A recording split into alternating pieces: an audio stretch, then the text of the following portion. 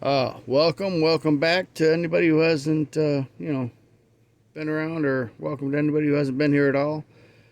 This is my entry for the hashtag BrandStarry900 giveaway.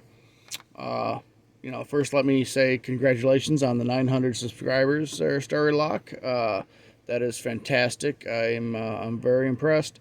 I was going to say congratulations on having exactly 100 times as many subscribers as I have, but then I picked up a 10th. So you've got a little making up to do to catch up to that status, I suppose. Anyway, as far as your giveaway is concerned, you had a couple of rules involved in that. Number one, first, let me say, if I happen to be blessed enough to receive a prize, I would rather have one of the Lock Sport prizes, even though I'm showing a whole bunch of coins. And I would not balk at receiving the coins that you showed at all. But I should note that that's not my current primary hobby at the present moment. Lock Sport really is. But since I'm so new at Lock Sport, I don't have really anyone to say that I'm most have anyone from Lock Sport that's most important to me or important to my hobby, as was the one of the rules of your giveaway here. So I've only been picking locks or trying to pick locks for a couple of months at most here, and I'm very happy, and I love all of the well wishes and the words of support and encouragement from all 8 of my Lock Sport subscribers. I know 2 of them are not Lock Sport enthusiasts. I really do appreciate all that, but like I said, I really just haven't met anyone, so I don't know anyone in this hobby that's that important to me. The only person I could really come up with saying anything about in that nature would be Bosnian Bill of the Lock Lab, but I'm sure he needs absolutely no shout outs. The man's got over 500,000 subscribers, and I'm sure everybody here knows who he is. So I will show off one lock, though. I just recently acquired this American 1100 series lock. I see a lot of people picking this lock for a lot of different things, and so I thought, well, I should probably get one and try to pick it. And even though it has some rather not difficult bidding on the key, it is jam-packed full of my kryptonite, which would be serrated pins, not just serrated key pins, but serrated spools and a serrated pin on top of that. And the serrated spools themselves are not very deep spools. They're very shallow. So I can't feel a single damn fault set on this thing to help me out at all. You way to go, American. Yes, good luck. Anyway. But as far as coin collecting, I have been doing that for a number of years, so I thought I would go ahead and talk about how I got into that instead of trying to give a shout out to any particular Lock Sport person, because, like I said, I just haven't really met anybody that intimately yet. I'd like to start off by saying how I got into it. Like I said, I had a good friend from high school who got me into smoking cigars. And then he got into Freemasonry, which, I have just loads of respect for that organization. They're fine people. I wasn't really drinking their Kool-Aid, as it were. And but he kept trying to get me involved, and he took me to an individual who he had met who was a hire Mason, and this man owned a store. Couldn't tell you where it is. I have no recollection of where in the hell the store is located or the man's name. But one of the things that he sold in the store were coins. older collectible coins, and I cannot for the life of me remember what else he had in the store, but coins that stood out to me. And while we were sitting in his office smoking cigars, and they're trying to talk me into drinking some what's that nasty stuff called? Jägermeister. That's what it is. Yeah, they're trying to get me to drink Jaeger while I'm smoking the cigar, and I'm like, no, thank you, that's fine. I'd rather not throw up all over you in your office. We got into conversation, and I asked the man, so, okay, you're selling coins. Coins are pretty awesome. That's cool. There's collectible things about that. What coins should somebody be looking for if they're looking to get for like a big payday? And the coin he told me was the 1943 copper wheat penny. As I'm not showing you one, I never found one. I did find the steel.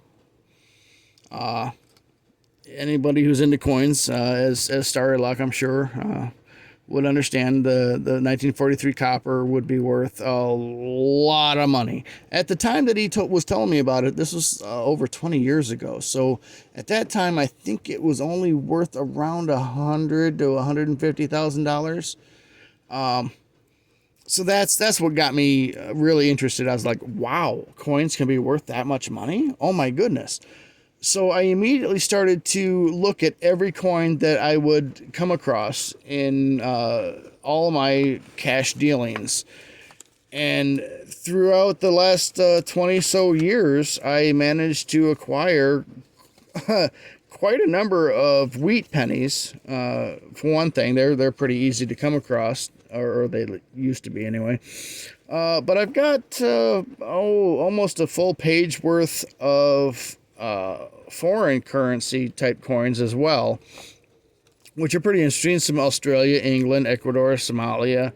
I don't know, Philippines, Panama. Yeah, I mean, I think this is Japanese, maybe Korean. I don't know. Maybe you can't see that. There we go. This one. Yeah, I don't know where all these came from. And just most of these coins, the very vast majority of these, I never purchased any coins that I collected. I received almost all of my coins from just looking through the change that I would receive from stores, and telling a few family, friends, and so forth that I'm interested in coins. If you come up across anything interesting, different, show it to me. I want it. I'll buy it from you. Whatever. So that's where really all of my coins came from. Mostly, I did purchase these two coins. Difficult to see because they haven't been cleaned in forever, but they are two Indian head pennies. Like I said, you can hardly see them, I'm sure, even with this good a camera on this phone. But these two I did purchase, and I'm pretty sure these two I've purchased, a Buffalo nickel and a Mercury dime. This Mercury dime is not in the greatest of quality. I almost can barely tell that it is a Mercury dime, so I don't think I paid all that much for it. I honestly don't remember how much I did. Everything else was found in change, on the street, from family, so on and so forth. Everything else in my collection was found. Up until probably 6-7 years ago, when I stopped using cash almost altogether. This is one other coin though that is in my collection that I'm fairly fond of, a 1974 silver dollar, uncirculated. It's my birth year, and I got this coin after my grandmother passed. She had a stroke, and came down and helped my mother clean out her place, and found this amongst her things that apparently she had acquired and intended to give it to me, but hadn't had the chance yet. We'd kind of fallen out of touch, so that was that was pretty cool finding that in amongst her things. So yeah, that's my coin story. I mean, it's not that long, I suppose, but interesting maybe. And yeah, that man was pretty important on me attempting to collect coins, trying to collect, find something of worth big value. Of course, I never did. Uh, like I said, I've got almost a full collection of wheat pennies, but they're not all that expensive or worth all that much. Some silver, as you can see here, of a silver Canadian, which I thought was pretty interesting. Silver quarters and so forth. So yeah, that's the most interesting or important person in my any of my hobbies, I suppose. Nobody else has really gotten all that important as far as anything that I've done for a hobby. So, and again, I'm sorry that I can't give him a shout out because I don't remember who he was. I don't think I ever saw him after that day.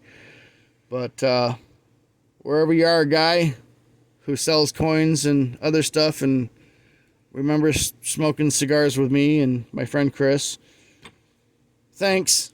And that's all I got for today. So, yay, Starry Lock, 900 subscribers. Hope to see you hit 1,000. Until then, have a good one. Don't pick anything that's not yours or you don't have permission to.